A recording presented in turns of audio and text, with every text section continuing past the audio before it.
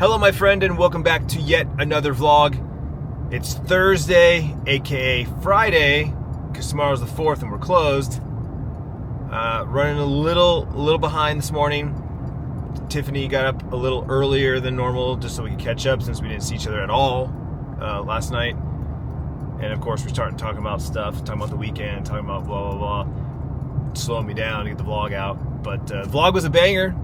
Diamondbacks game with Bryce. It was fun. It was awesome. The vlog was great. Real happy with that. So hopefully you had time to check that one out at the D-backs game. Even though I'm running a little behind, I am going to go to see Sierra at Black Rock, grab one of their new seasonal coffee drinks, right? The new July drink. Because I only got 4 hours of sleep, so I'm using that as an excuse. Actually, now that I think about it, I had a couple people, and I apologize off the top of my head. I don't remember who it was, and I can't look it up on my phone. That's the one thing I can't look up on my phone is 2 people sent me super chats during my last live stream to say, hey, grab coffee on me. So I'm saying it now. Thank you for buying me coffee. Also, just real quick, I keep saying this in a couple different videos. You know, Caden bought us the D-backs tickets last night, and then, like I said, today 2 people sent money for coffee. These are called. There's a dollar symbol in your comment bar where you leave a comment. There's a dollar symbol there. If you click on that during the video, it's called a thanks, a super thanks. Or and there's stickers too. I don't know. YouTube keep changing the names on these things. And then when I'm live, it's called a super chat. Basically, it's a way for you to kind of tip, send a monetary dollar amount. You can leave a message, right? It has a cool color on it. Says, you know, depending on how much money you send, it changes the color. Blah blah. So you can literally be like, here's $10. Go get tacos. You know, but just keep in mind, YouTube takes 30%. So if you send me $10, I get 7 of it. Just keeping that in mind. But either way, I appreciate the support. I appreciate the gesture. It means a lot to me. And so I owe Sierra Chipotle. We will figure out a night to do Chipotle, her and I. And yeah, this morning's coffee brought to you by the community.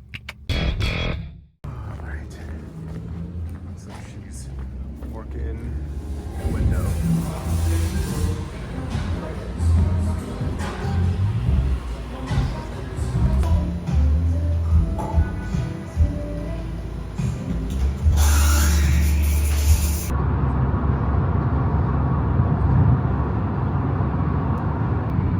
Looks like the westbound is fucked this morning.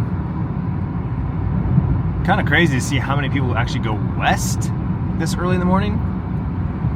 You always think that everyone's like going downtown, right? Thought we were gonna be a lot busier today. We had more orders, but less shopping, so can't complain. All right, Shamrock ice cream. We need 4 chocolate, 2, 4, and we need 8 vanilla. And it looks like chocolate, vanilla. We got boxes. We like boxes. 2, 4,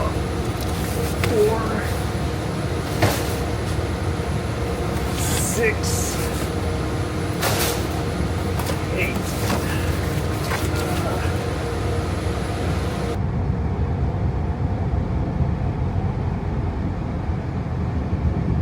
4:30. Finally made it home. That drive just murdered me, man. I'm just like, I don't even want to go to the gym. But it's only Thursday, which means I technically have 2 more days. These are the days where I'm just like, I don't even want to go. 4:30, man. I mean, granted, I don't have to work tomorrow, but I didn't get any sleep last night. So, like, I am totally going to go to bed. I'm going to crash tonight and go to bed early, as if I do work tomorrow. Turn my alarm off, but I'll probably still wake up about 5-ish. That's when Tiffany wakes up. She's on her normal schedule, so I'm just like, all this is running through my head, and I'm just, ugh. Looking forward to my dinner though. Tiff's making that egg roll in a bowl that she made last week. It was phenomenal, so I'm super excited about that. So at least I have that to look forward to. These things are so cool. As I said earlier, Tiffany's making the egg roll in a bowl again. Got some ground turkey going here with some garlic, cauliflower rice. Got some shredded carrots, some cabbage, some edamame. And this smells awesome. Bryce is at work. Sierra is visiting with Reagan. She moved back down from Flagstaff. Actually, Sierra went up last week to help her move down. So they've been hanging out the last couple of days. So not sure if they're joining us for dinner. Tiffany's doubling up the recipe though, just in case. If not, leftovers. Final product. Definitely meatier than last time. It smells delicious. And do we have egg rolls? We do. We get one each. One each. There's more of it. It's perfect.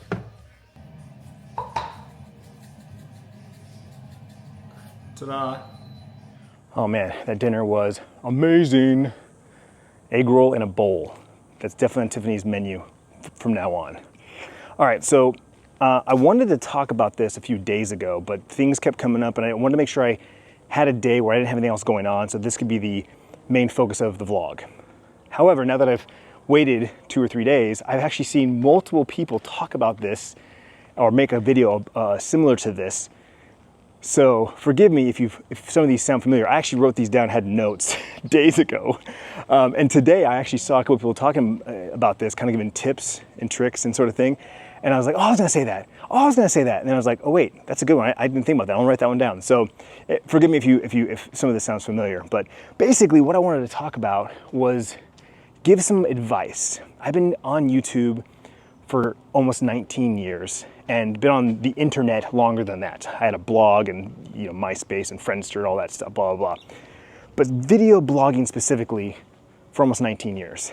And I just feel like I have a lot of experience and wisdom, and I'm seeing a lot of these young vloggers, these new vloggers, run into the same roadblocks and hurdles that I did, and that literally every creator does at some point, whether they're YouTubers, streamers, podcasters, photographers, bloggers, it doesn't matter. If you're a creator, when you're first starting off, everyone runs into these same issues, and that basically is trying to figure out your lane, trying to figure out your niche, trying to figure out your format. Everyone thinks that you have to be like someone else because you see someone else being successful. When it comes to YouTube specifically, and more specifically video blogging, there are no rules. You can literally do anything you want. And the best part is you can change it. You could go one way for a couple of videos and then switch to another way afterwards. The sky's the limit. So I want to go through some of these points, so forgive me if I'm reading a script. I'm not reading a script, I have bullet points here, so I want to make sure I hit all these, okay? So first and foremost, stop pressuring yourself. No one is expecting anything from you yet. When you're first starting off, don't take this the wrong way, but no one's really watching you. No one's paying attention, right? You have your very small community, you have your friends and family, and as you continue to post videos, you garner a little bit more community, right? But no one's expecting anything from you. So don't pressure yourself that you have to stick to a certain schedule or stick to a certain format. You can do whatever you want, do whatever feels right to you. If you've got a light week at work, a light week with the family, you can bang out a bunch of videos, great. If you hit a busy week and you're like, damn, I just can't get to a video. Damn, I can't get to the computer to edit a video. Don't feel bad about that, it's okay. That's what tools like X and Facebook and Instagram and even here on YouTube, there's the community tab. You can post, hey guys, busy week at work. Sorry, vlog, this will be out this weekend, right? You can post photos and that sort of thing. Use the tools that are available to you. Vlog when you can, vlog when you want. More often is better because that's putting reps in. That's getting experience under your belt, right? A couple of guys have talked about, smaller channels, new channels, not having enough data to really be able to make certain decisions about content. Mr. Beast talks about this all the time. Make 100 videos, then come talk to him. Then start asking for advice, right? And that's a lot if you think about that. 100 videos, if you're posting a video a day, that's 100 days, right? That's a third of a year. So just keep that in mind, that the more videos you put up, the more data you're gonna get back from YouTube. YouTube still has to figure out your your content. They have to figure out your channel. They have to figure out who they should be serving your videos to, okay? Think about the algorithm as the audience. The algorithm be that it's this ambiguous black box. At the end of the day, YouTube has said multiple times, the algorithm is the audience. And the way the algorithm works is they serve your video to a certain number of people. And depending on how many people actually click on the thumbnail versus swipe past it, dictates how many more impressions you're gonna get. If they do click on the video, how much do they watch of it? When do they swipe away? Do they thumbs up? Do they thumbs down? Do they leave a comment? Do they watch another video? All those things, every interaction matters, and every interaction causes the algorithm to, again, push your video to more people or to pull it back from less. Don't feel like you always have to have something to say. That's another thing that a lot of people are worried about. I don't know what to say. I don't have anything to talk about. I wanted to put a video up, but I didn't know what to make the video about. In those instances, when you're not sure what to talk about or you don't really have something to talk about, but you feel the need to put up a video, I'm not telling you not to. Definitely don't do that. I'm a daily vlogger. There's definitely days where I don't have shit going on.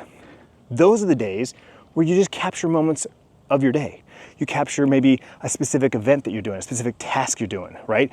Again, think wide for formats. You can set the camera up and just capture you doing something, put some music to it. You can speed it up, do a time lapse, right? You can capture a moment and then talk about it after the fact, right? Once you have the footage, you know it already happened, now you can narrate it. Barry was talking about that in one of his videos today. Again, don't feel like you have to have something always to say.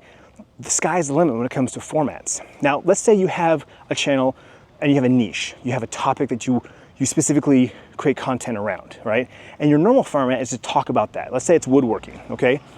You talk about woodworking and you talk about, maybe you talk about tools and you talk about different kind of wood, maybe you talk about different techniques, okay? And it's always a talking head format like this right now. Every once in a while, change it up and actually work with the wood. Pull it out, pull the tools out, build something. Take us on a tour to a hardware store. Take us to a gallery that has a bunch of wood furniture and talk about how things were built. Interview people. There's so many different ways for you to lean into that niche and lean into that topic, right? It doesn't always have to be the same format.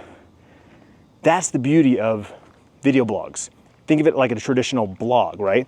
A blog is about cooking. Well, maybe the normal format is recipes. Then every once in a while they do a thing about utensils, or they do things about fruits or vegetables or types of meat, fish, that sort of thing, right? It's still in the lane of cooking, but now they're leaning into a different, pillar under that main umbrella. But when you don't have something to say, it's okay to grab a camera and just capture moments. Document the process of whatever it is you're doing. Document the process of maybe the thing that you normally talk about, right? And that's a big one. That's something that I even struggle with today. Show what you're doing. Show what you're talking about versus just telling us about it, right? I'm guilty of saying, guys, I'm gonna go do this thing. And then I do the thing, and because I'm doing the thing, I forget to pull the camera and actually show doing the thing. And then I'm like, okay guys, I just got done doing the thing. That's the worst. I hate that. I do it more often than I like to admit, but it happens quite a bit.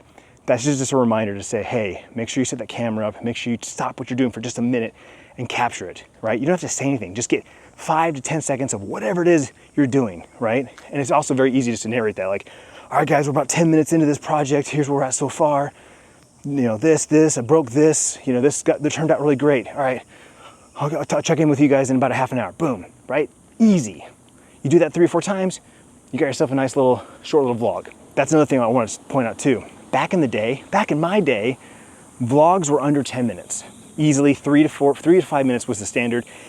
You push it to 10 because you get that extra ad at the end when you hit 10 minutes, right? So a lot of vlogs were just like 10:01, 10:05, 10:10, right? It was almost like a joke. Vlogs nowadays are up to 20 to 30 minutes on the regular, especially people like me people like my community who watch my vlogs on TV. I watch vlogs on TV, so I don't mind a 20, 30 minute vlog because I'm on the couch, I'm on the big screen. It's like watching a TV show. But they don't have to be any specific length. You can make a vlog literally that's 2 minutes, 3 minutes, right? There's an audience for everything. And there's an audience for every size of video, okay? Don't feel like you have to make a video that fits a certain format. I keep repeating myself on that. This is a big one. A lot of people are hung up on numbers, on metrics. This is a marathon, This is not a sprint, okay? It will take you years to get to the number you have in your head, whether it's subs, views, money, whatever that number is. Just keep it in your mind. It's gonna take you years to get there, okay? Now you're only one video away from popping off. One video, and you don't know which one it's gonna be, that's gonna blow up, go viral, and quadruple whatever that number is in your head, okay? But until then, it's gonna take you years to get there. It took me 6 years to get my first YouTube check. 6 years of making videos just for the fun of it. The first couple of years, there wasn't even an ad program. There wasn't even a partner program, right? When I first started YouTube, it was just a site to upload videos. There was no ad revenue, there was no money. I started in 2006, and I think the partner program started in 2008, if I'm not mistaken. I'll Google that later. Make videos about things you enjoy talking about and things you enjoy doing. If you make videos about these things, you can make them forever. Something I used to talk about when I streamed a lot was stream about things or talk about things that you could talk about every day for the rest of your life and never get tired of it. If you could do that, you can create content around that, you can do it forever. But if you're always making content and chasing views and subs and numbers, you will burn out. It's guaranteed. It happens all the time. It's happened for years. Last thing I want to talk about is live streams. Now, I have been doing live streams on this channel since live streams were a thing, since YouTube introduced them. You had to use a third-party app, much like OBS. People use OBS today, but it was before the OBS days. Did live Q&As every Friday after work. And then when I quit my job and was full-time YouTube, I upped it to twice a week, Wednesdays and Fridays, and I just called them live chats because I just want to talk to my community. I highly recommend every single person that feels comfortable doing it, do a live stream on your channel. Once a week would be perfect, but even if you just do them once a month, it's a great way to engage with the audience you already have, build ties with your community, and introduce you to a whole different part of YouTube that doesn't even know you exist. When you do them, however, I recommend you do them vertically. That means holding your phone just like this. Stream from your phone and do it like this. The reason why is because YouTube is promoting them. YouTube is trying to compete with Instagram and TikTok. And they put your live streams in the Shorts feed. And there's also a live stream feed that only vertical videos go into. If you do a horizontal like I'm doing right now, you'll just show up in your subscription feed of all your subscribers, the homepage, and recommendations, basically like a video. Live streams that are horizontal like this are just treated like a normal video, nothing special. But vertical goes into the Shorts feed and a specific live stream feed, okay? It's in your analytics, trust me, you'll get extra views, you'll get extra impressions, and you will get extra subs, guaranteed. So I highly recommend everyone give it a try.